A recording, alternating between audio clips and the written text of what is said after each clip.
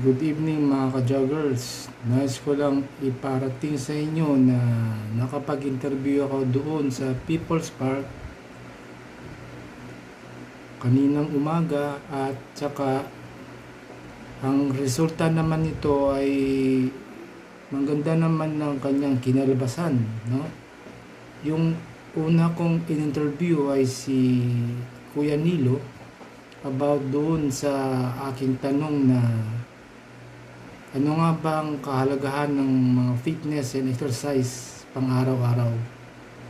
Yun lang yung mga tanong ko sa kanya. So, okay naman yung kanyang mga sagot sa akin. Medyo tama naman. So, ayun nga guys, no? At saka, guys, sandali lang naman yung aking mga tanong sa kanya. No? Parang, naman guys, simpleng tanong lang naman about exercise. At guys, yung pangalawang tao naman ay si Kuya Johnny.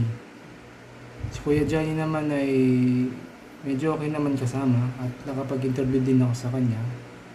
Medyo nga lang naglalakad siya kanina kaya sinusundan ko na lang siya. Yun, naman nakapag-interview ako sa kanya kahit sandali lang, kahit ilang minuto lang. Siguro mga 2 minutes lang yung mga tinagal nun. Okay, so at yung pangatlo, yung panghuli kong in-interview ay si Kuya Chunchang. So, na rin, okay din naman yung kanyang mga sagot sa akin, mga tanong guys. No? So yun nga guys, no? Kung ano yung mga tinanong ko dun sa una at pangalawa, ganun din ang aking tinanong dun sa panghuling tao kanina. So yun nga guys, naman, meron pa akong interviewin dun sa Ayala. Baka siguro sa Lunes na guys, para mas okay naman, di ba? Maghahanap ako ng mga taong pwede ko ma-interview. Kahit 2 minutes lang about exercise and jogging, fitness, at kung ano nga ba ang kahalaga nito sa ating katawan at sa ating pang-araw-araw na din.